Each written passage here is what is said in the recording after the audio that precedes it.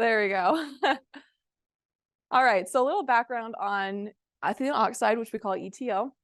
So it is a colorless flammable gas. The main exposure is respiratory that we are worried about, and it is used in medical sterilization facilities. It is also used in various other factories and to create other chemicals, but in this study, what we're worried about is the sterilization facilities. So we're worried about the long-term exposure of ETO because it increases cancers of the white blood cells as well as breast cancer in women.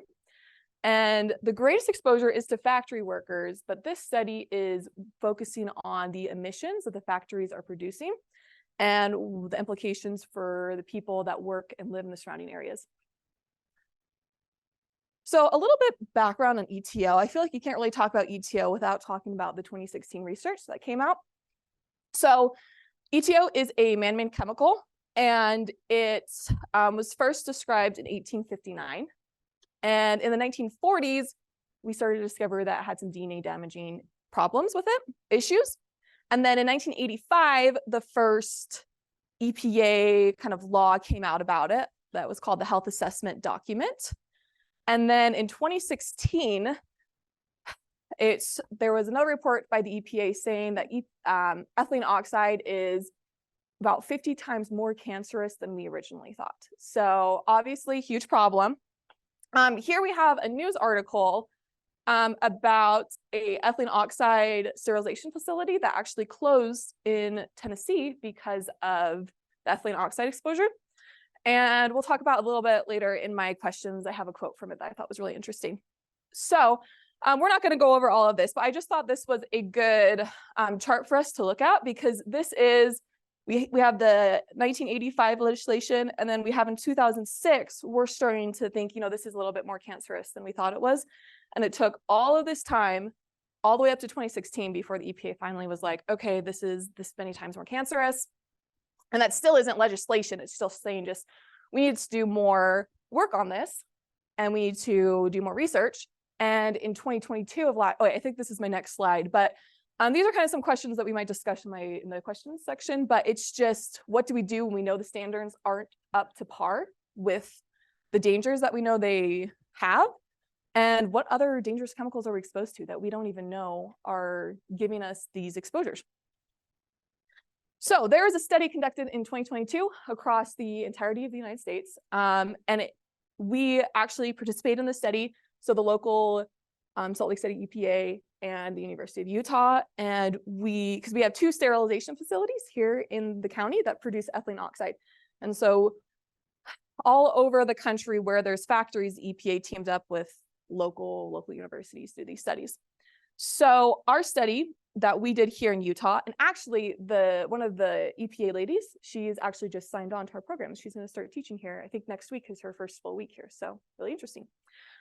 So our study was from January to March of 2022, and from July to September. That's when the samples were taken.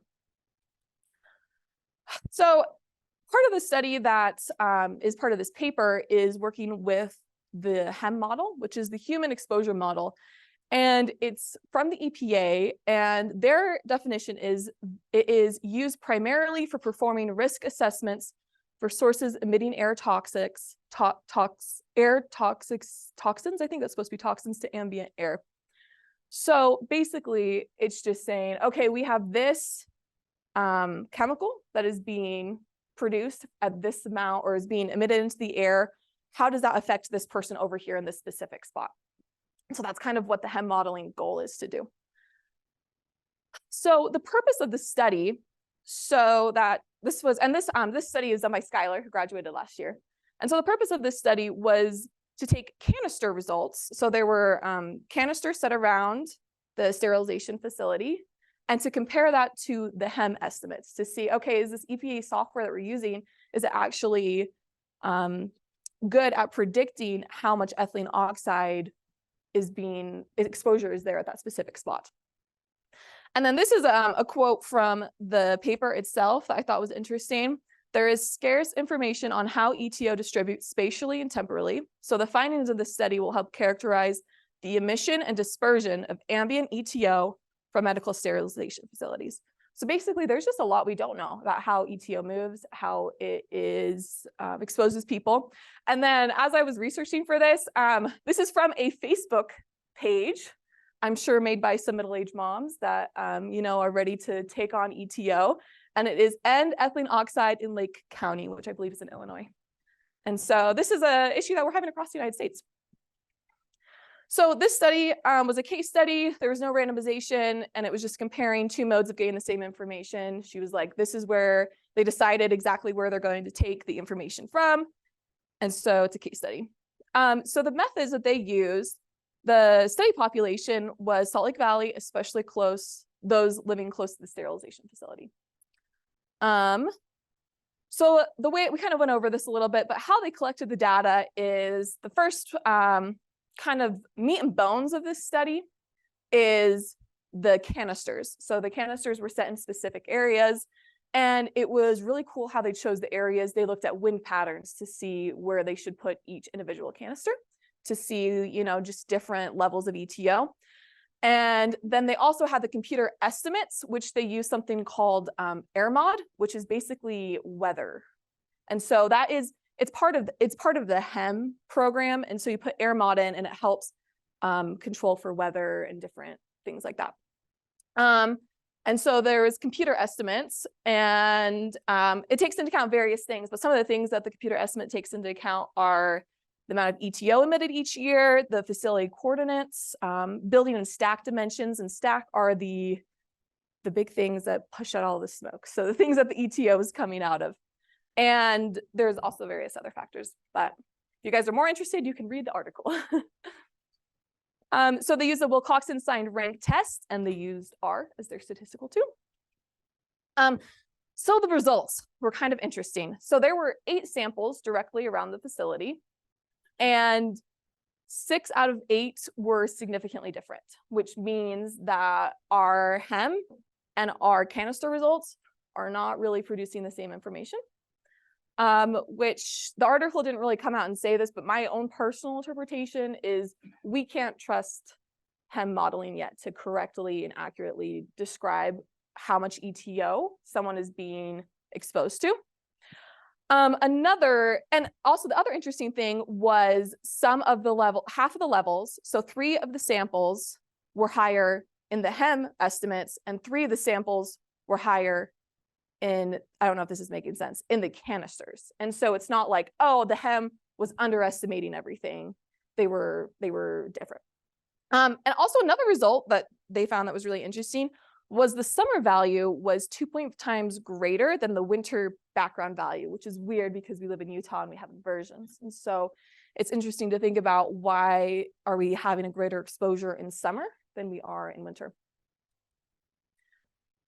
So the conclusion, I feel like we just need to ask ourselves, why would we want to use HEM? And we would want to use HEM to not have to do sampling and not have to do canister work, right?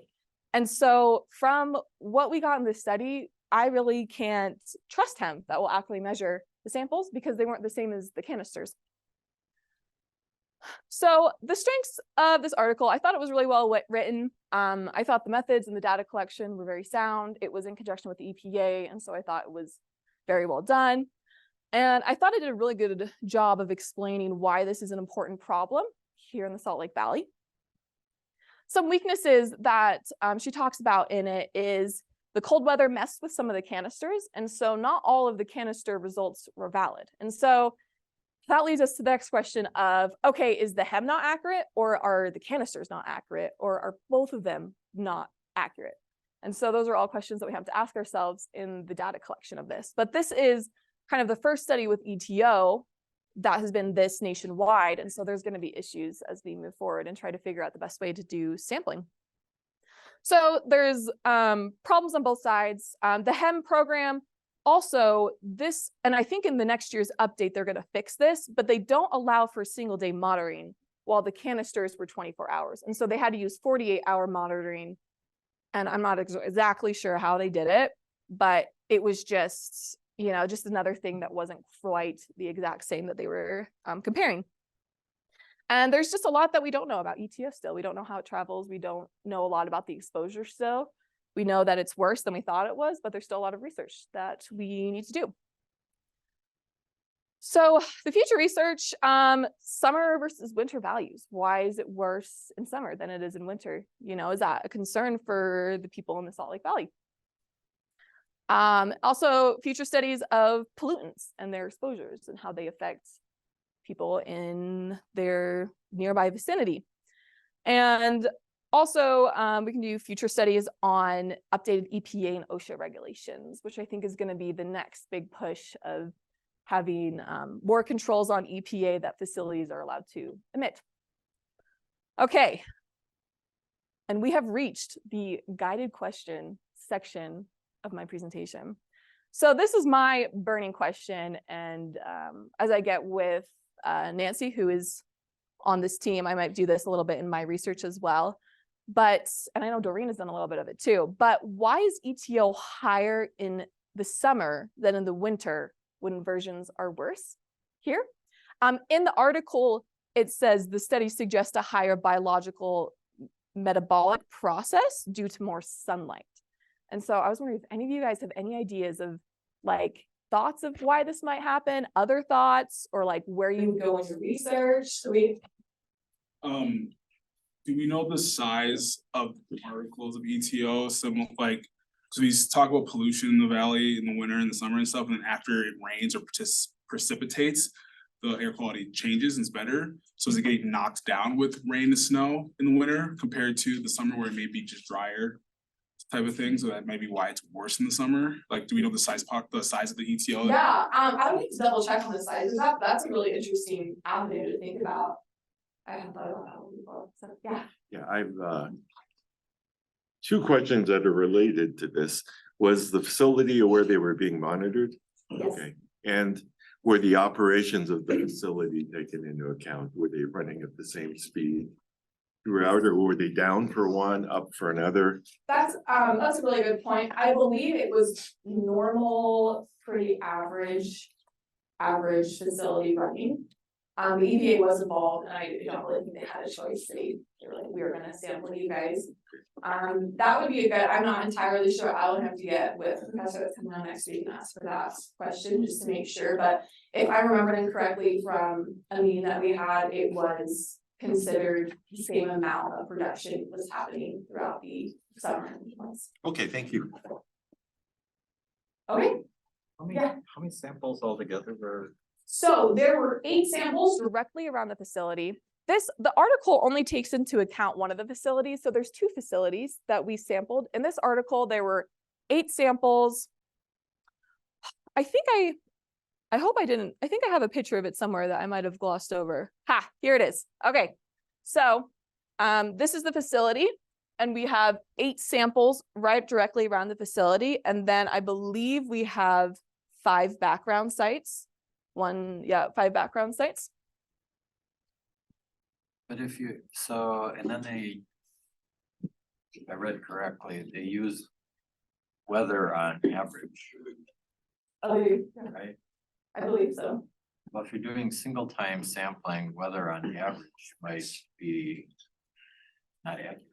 Yeah, that's a good point. Because, for example, one day we have, for those who are new to the valley in the winter, in between storms, when you get inversions, there's no wind. So, but at other times, just before the storm comes in, which hopefully will be this week, the wind blasts out of the south. So where you measure becomes a major issue. And I'm just getting at the issue, maybe that's, is there a confounder here that hasn't been thought of? That's all. Yeah, that's a really good point. And kind of on that point, like there is a lot of unique stuff in the valley, and like in most cities, kind of the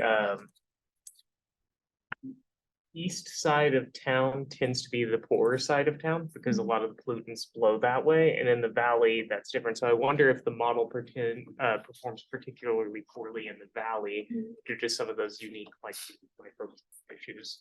Yeah, that's a good point. And you've actually tied it into what I believe is my next question.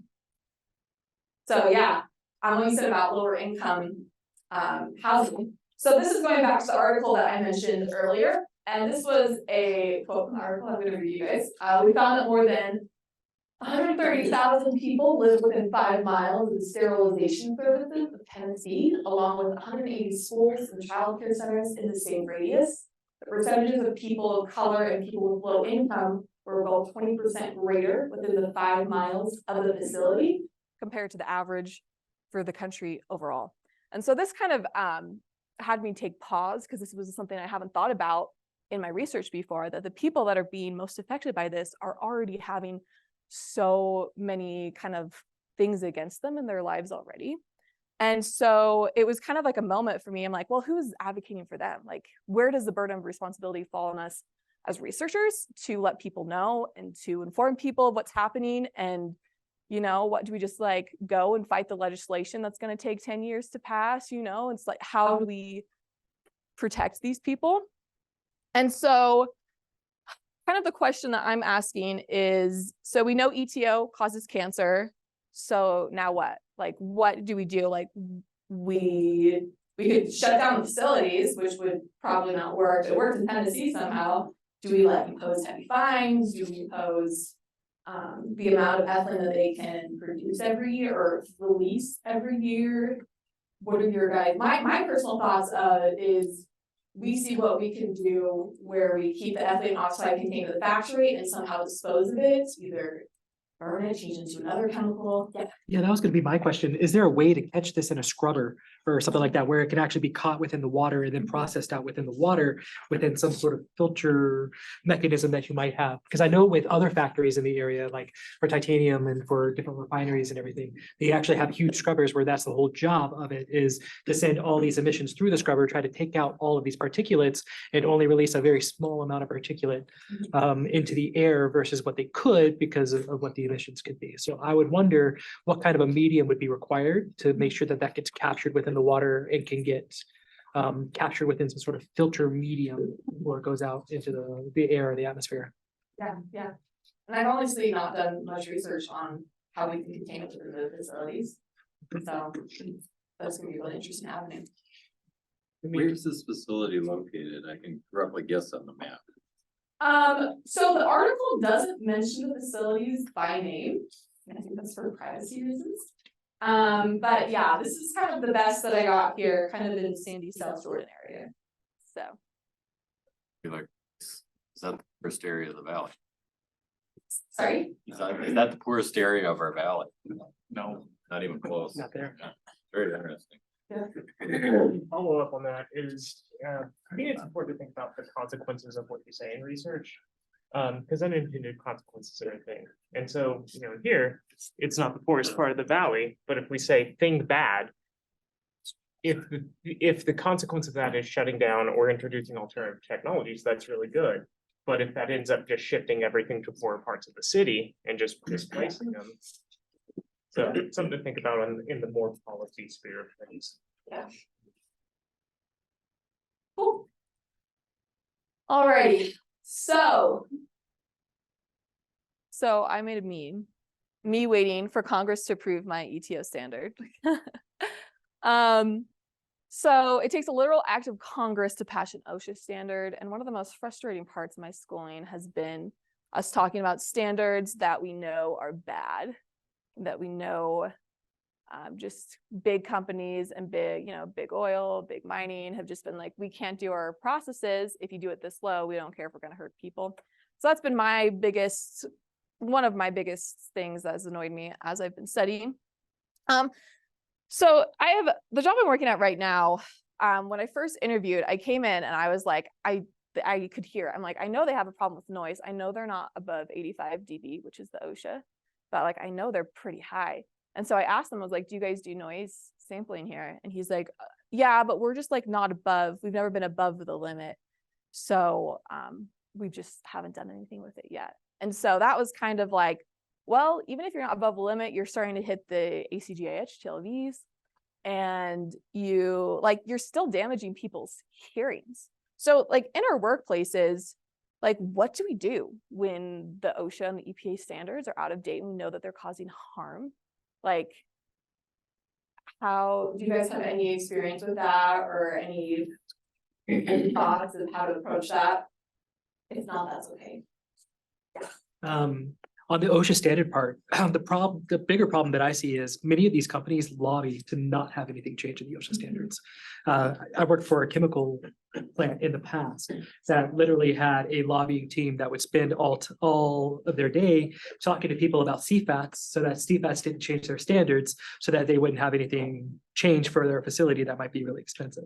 So it's all about acceptable risk for corporate facilities, and how much of this do we want to accept before we spend the money in order to fix it? Because starting a hearing conservation program is expensive.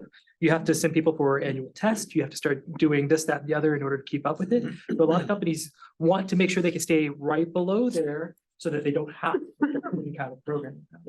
It's just, you have to be very clear about what the risks are. You have to be very clear about what you are choosing to accept and what you are choosing to not accept, and as well as very clear about what the money would be in that situation. Because I mean, there's so much technology right now about noise reduction as a good example, about vibration dampeners, about putting up curtains, things like that you can put up that are super easy. So just as long as we're really clear with our companies about what they're doing and what the acceptable risk is and what really good alternatives are, a lot of times it just comes down to that dollar. You can talk them into it as long as you can talk them into that dollar amount. Yeah, kind of going off of what Brian said. You can't really change the legislation, but you can change the safety culture at your job. Like, for example, at my job, we know OSHA standards are out of date, but so that's why we choose to follow the TLVs because they're more protective. And that's a safety culture thing. Because I've also seen workplaces that don't want to do TLVs because of how low they can get. So they choose to do the OSHA standards, which are more like hazardous in a sense than the TLVs. So in my opinion, it just goes down to safety culture. That's the thing you can focus on and you can change at your place of work. Yeah, that's great. Those are extremely good arguments. I would add a couple of things, just watching over the years. For about 30 years, we had anybody working with asbestos having to have annual chest x-rays 1 year into minimal exposure. Completely useless. Okay, second year, another x-ray. I mean, it took us 30 or 40 years to get that changed, even though we knew it was a dumb thing to do. But that's the problem with enshrining things into laws and standards, is you can't get them to change. So from these excellent points, from the ground up, it's a better way to go, in terms of safety culture. I would note one other one is and this really is a burr in the saddle for the ergonomics folks, but the main reason that the ergonomic got scrapped in the first Congressional Review Act scrapping in US history. The reason it was bipartisan scrapping of it, the reason that happened is because the prospective cohort studies did not agree with the cross-sectional data. And had that been enshrined, we would be talking today still about it being inaccurate. And we've now proven that force is the biggest risk factor, not repetition, and it would have all concentrated on repetition. So this is another example of where you get into this problem of at what point in time do you legislate or mandate? Because people don't do things that they should do, versus than training what eventually is shown to be garbage. Right. Okay, cool. I think we're just about out of time, but I just want to leave you guys with one kind of last question thought. So what is the next exposure that we're going to discover that is dozens of times more cancerous than we originally thought? And this was this is ETO, right? We had no idea that it was 50 times more cancerous than we originally thought, so like, what are we inhaling? Also, we have my one of my favorite conspiracy theories, asking for a friend. Our cell phones killing us. Maybe we won't know for another 50 years, Yeah. It's actually really interesting to bring up too, because they just came out here in Utah with the AFFF standard, where they're saying, so AFFF is a foam suppressant that they used to use to help put out fires, especially in the aviation industry. But now they've realized that it literally does not break down. And so there's a film of AFFF on lakes and on ponds that they use to put out fires, and it just has never broken down. It has never gone away. It doesn't solid. So they're actually saying that you can't use that chemical anymore, and they're trying to take it out of use completely. So it's really interesting how things like that, 20, 30 years ago were completely accepted because they were the best to be able to use in order to fulfill its purpose. But now we're finding out way later, it's becoming way more harmful than we thought it was gonna be because it just literally doesn't go away. Yeah, that's interesting. And I was also, as I was doing this presentation 15 minutes ago, no, it was last night. I was thinking like, what historical examples have we had? And I was thinking about lead and how it was first reported, the acute toxicity of lead was first reported in 2000 BC. And so this is kind of annoying for us to safety people that 4,000 years later, we are still dealing with a problem we knew existed in 2000 BC. So if that makes you guys feel good about your jobs at all, we're really making a difference here. Yeah. And we were talking about legislation and how stupid it can be. Yeah. And I teach that health, safety and health have nothing to do with legal. They're completely independent. Mhm. But I know back when I lived in Arizona, the old timers who ran garages said they had to do safety inspections on cars. And you were required to have a windshield wiper, right? Makes sense. But there was no state law saying you had to have a windshield. You had to have a windshield wiper. So don't trust the law for anything. The law's about liability. Then The law's about liability. How much do I have to pay if something goes wrong?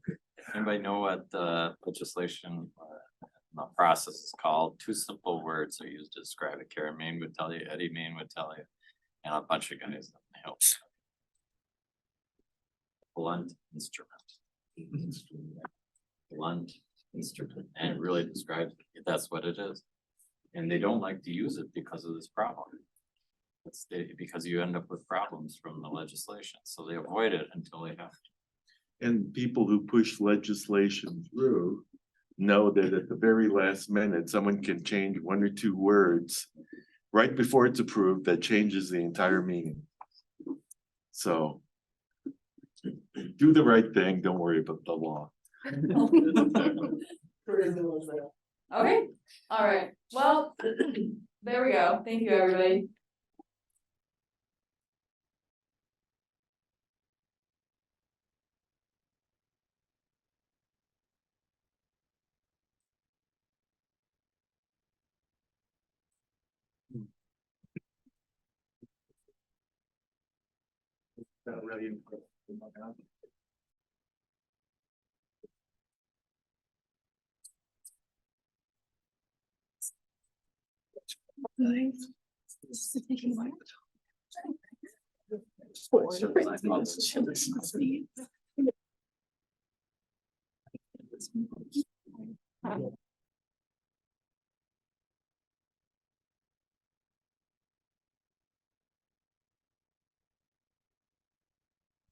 Hello.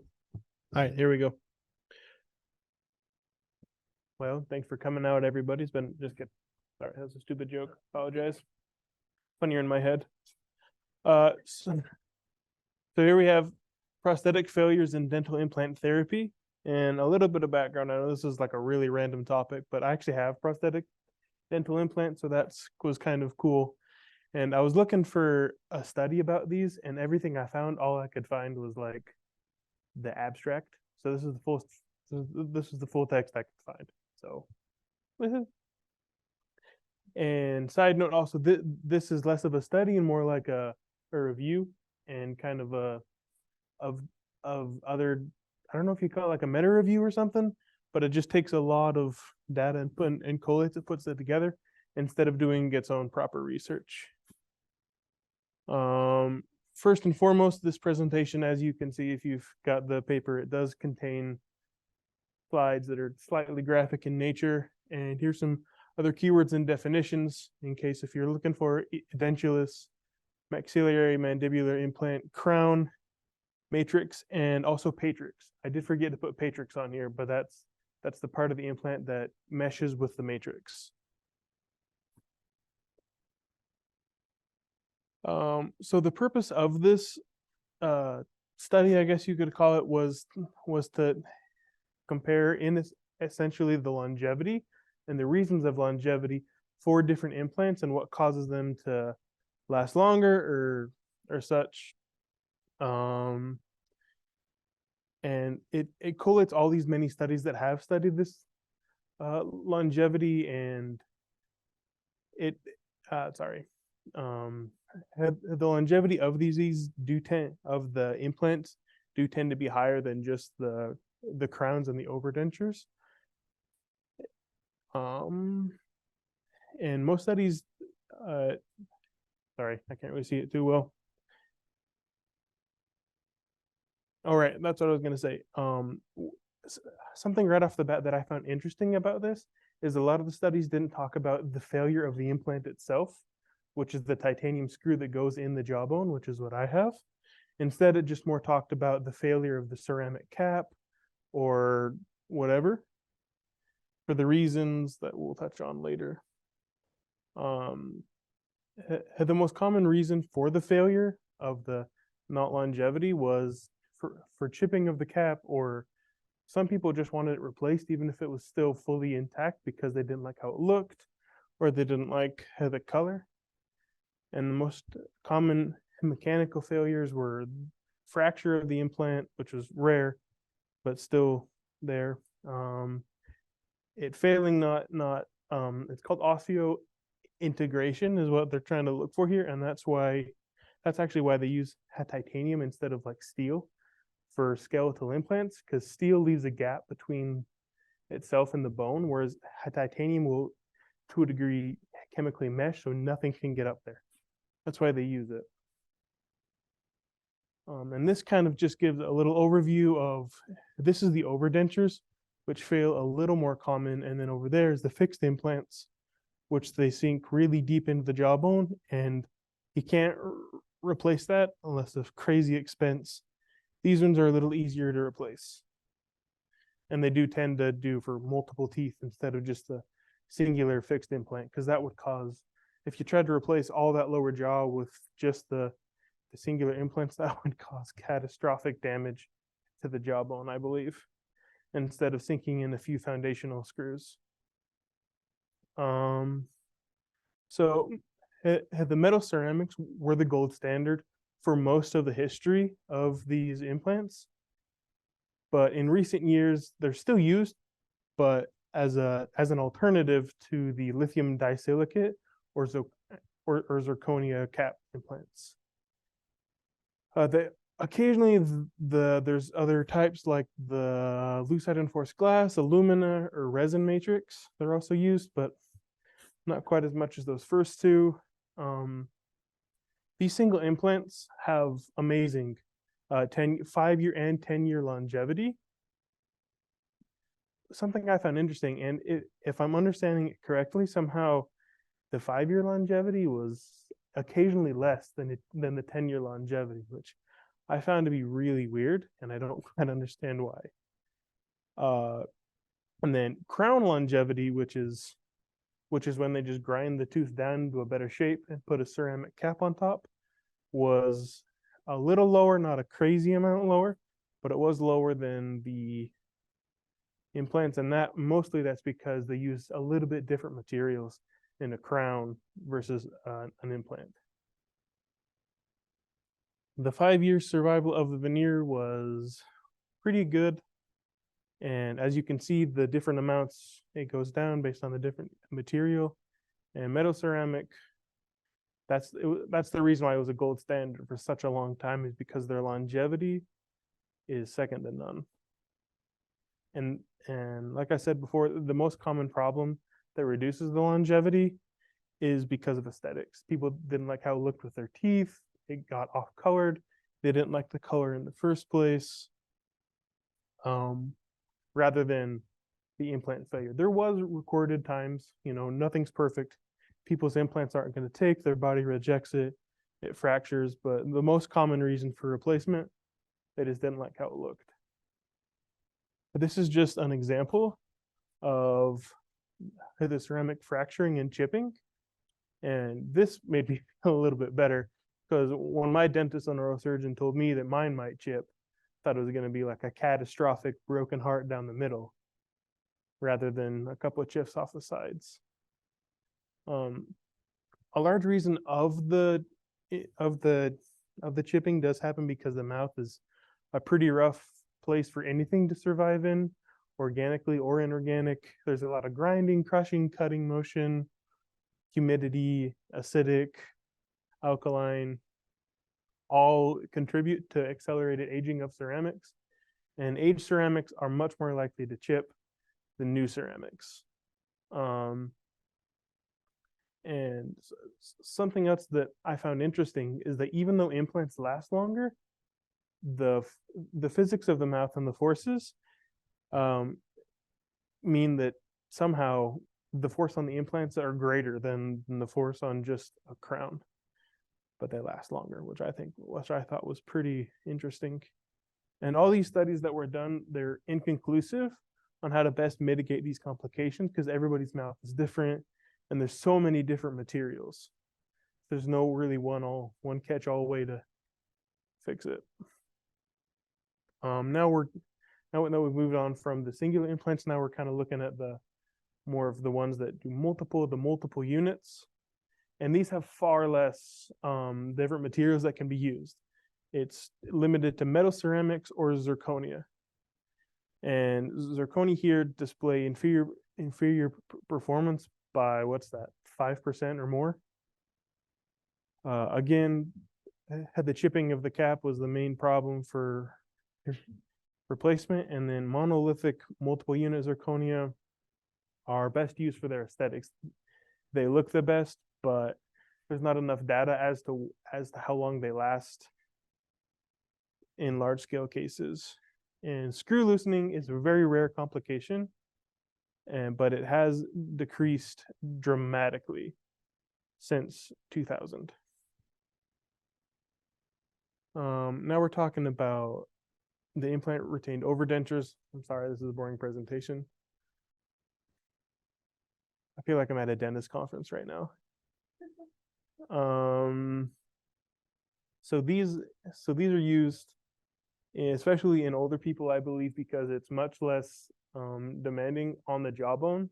Because instead of sinking a ton of screws in, it's just a couple, and they're more cost effective, and the recovery time is better. And they cause less impact to satisfaction and chewing motions.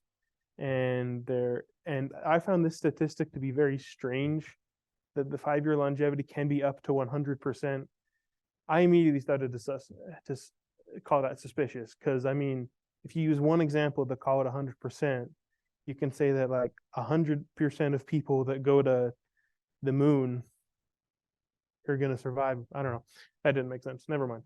Just, I don't like 100%. That's what I'm trying to get at here.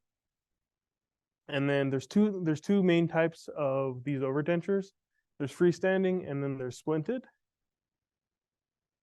The most frequently used freestanding are the stud attachments such as ball locator, CM lock, telescopic attachments. I didn't quite understand what these were. If you're really interested in teeth, go ahead, look it up. I'm not that interested. And then the splinted attachments, and I've got a picture of these, so don't worry, so you can understand better.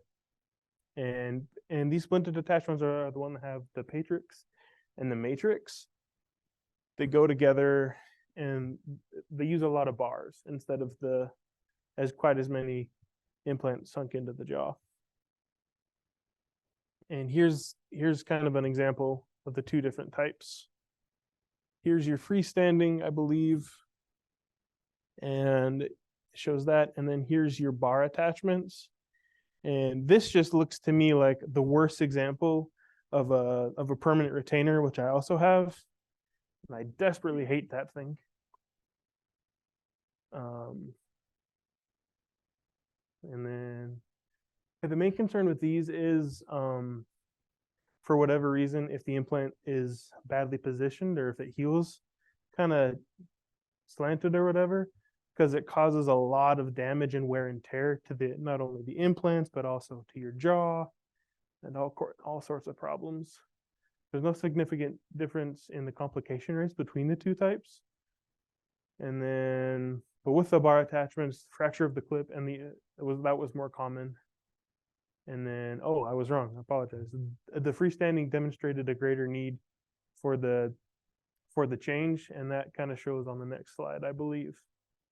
Yeah, if you can look here, the whole implant is supposed to look like this nice color, but since these kind of healed wrong or they were sunk in at the wrong angle, it causes wear and tear on where it attaches.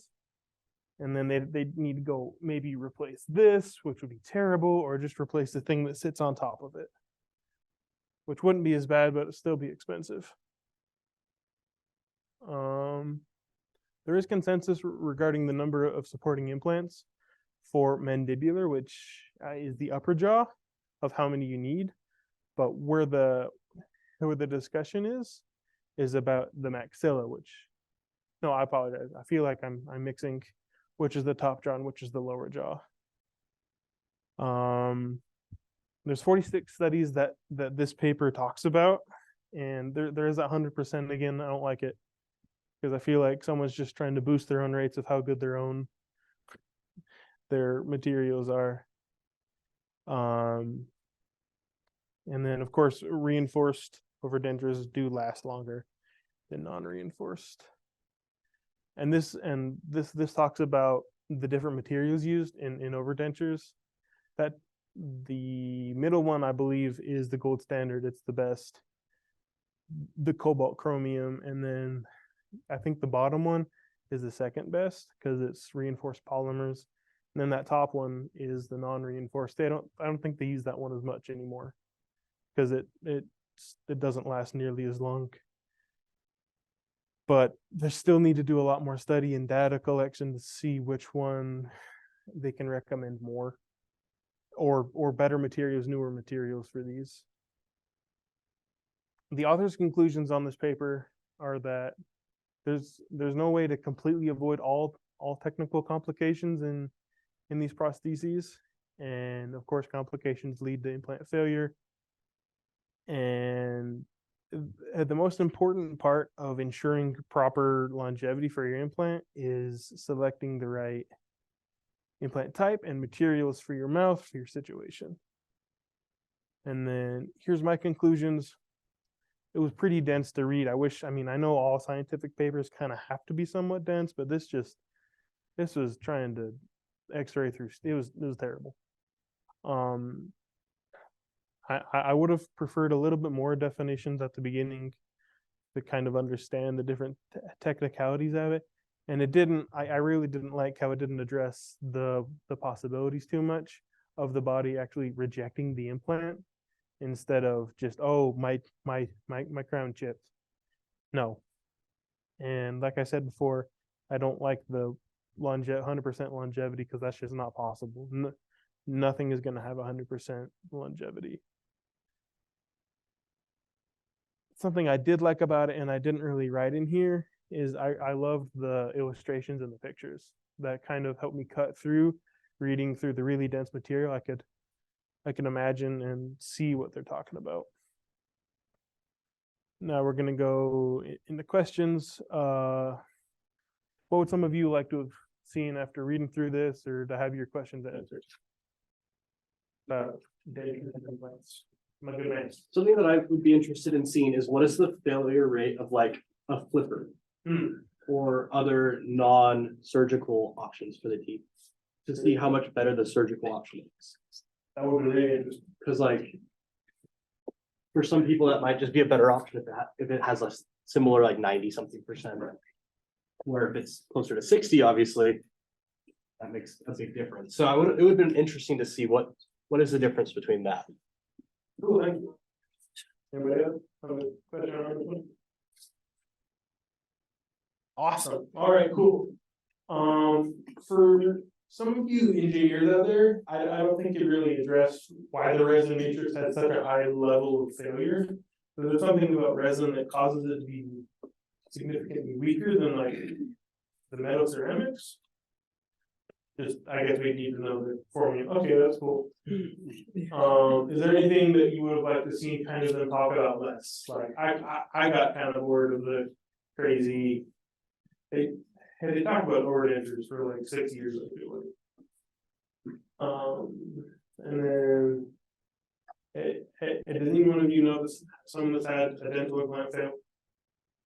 Or why it failed? I've got a question about Great. Thank you. this paper, and Kurt, I'm sort of looking in your direction to talk about this maybe. This paper does not, like a typical literature review will often include methods about how they performed literature review, inclusion, exclusion criteria, Yeah. things like that. Is it weird, Kurt, is it unusual for that not to be included here? I thought it Yeah, was exactly. really bizarre. I was gonna bring this up, thank you, Bubba. So by not specifying how they did this, it by definition, therefore, it's not a systematic review because it can't be. And running. So the utility of this is almost more like a high level review article. And use of it is primarily to see what references they pull. It turns out that, you know, and I almost the entirety of the references are systematic reviews and meta-analyses. And then I think what we all have to ask ourselves is, what is that question we're trying to answer? And if it's, you know, resin matrix failure rate, then the question is, okay, so what is the study designed to test that? Okay. And of course, the answer is not analysis or systematic review, but it's could be meta-analysis and systematic review of randomized controlled trials, because our RCTs are the answer. And I've been digging in here, and you know, what it's worth, you know, there is a systematic review and meta-analysis, and it says there's 49 RCTs dealing, you know, with survival failure complication rates of veneered and monolithic all ceramic implants supporting single crowns. Okay, so there are a lot of RCTs, as we would expect. Then you have a question, did they cherry pick the literature to support a position, that sort of thing. So this article I just, you know, quoted is a little bit more reassuring to your point. Obviously I'm not a content expert in this at all, but just from a method standpoint, the money is on that, not on this. And I like the fact this is brought up as an article, just to point that out. Because its utility is limited. It's really a references check. And that's true, by the way, that's what a lot of people do when you're doing your research or something like that. First thing to do is usually take a look and just find systematic review on whatever your topic is and start looking for those articles.